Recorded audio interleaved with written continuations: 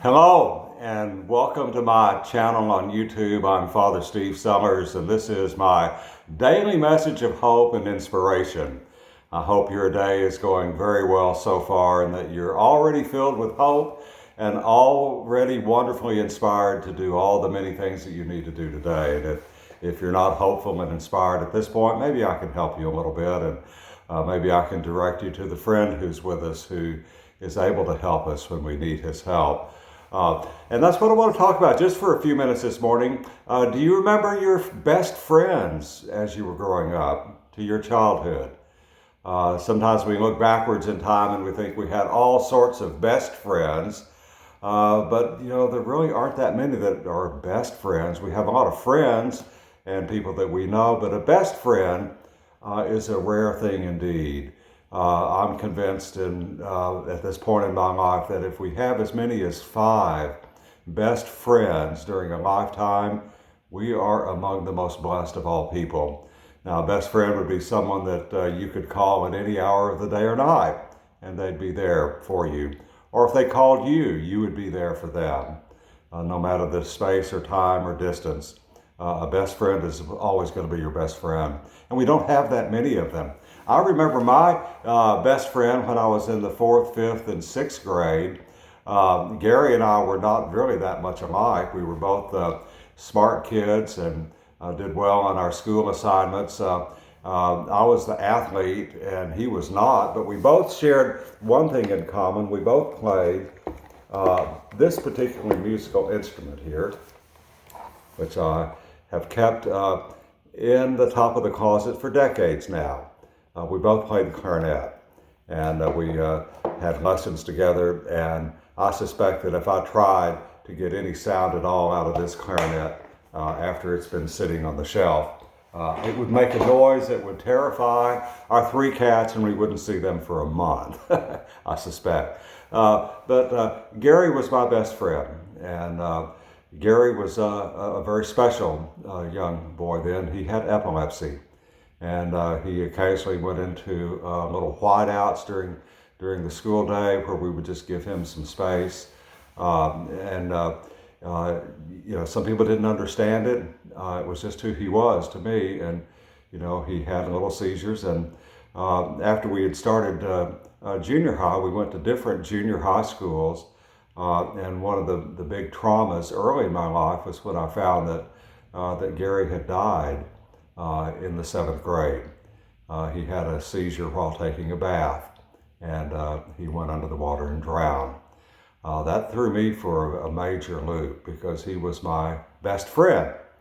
And I learned that the pain that we get when someone that's very close to us dies, especially unexpectedly or tragically like that, it hurts deeply inside. And that was when I came across a song that has helped me ever since then. It's one of the staples that I play at the nursing homes. And it reminds us that in our Lord Jesus Christ, we have not only our Savior and Lord, but truly our best friend of all our best friends. One who is always there for us and will never turn his back on us when we need him. Indeed, he's there even when we don't know he's there. Such is his love for us. And I learned this old spiritual. I think I first played it on the piano, but it's now one of the staples at the nursing home. Everyone knows this song. Everyone of my age and on up. We all learn what a friend we have in Jesus.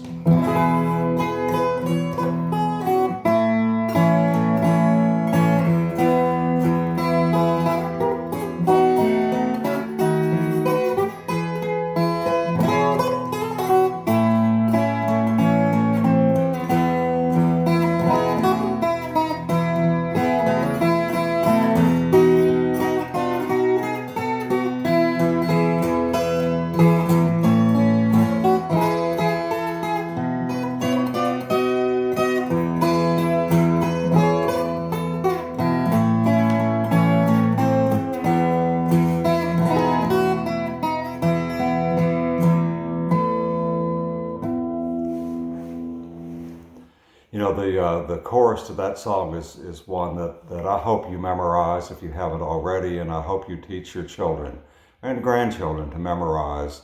Not only is it, oh, what a friend we have in Jesus, all our sorrows to bear, but it says, oh, what peace we often forfeit, oh, what pains we often bear, all because we do not carry everything to God in prayer.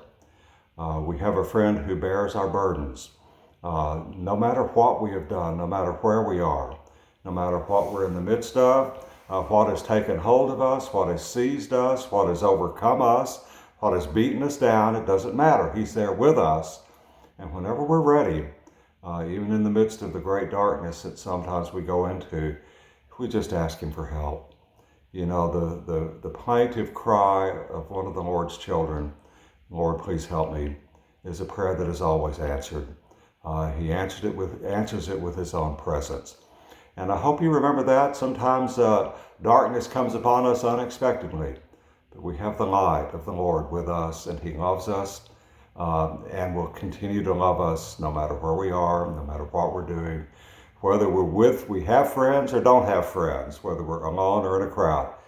He's with us and He loves us. And what a friend we have in Him. I hope you have a wonderfully blessed day today. God bless you.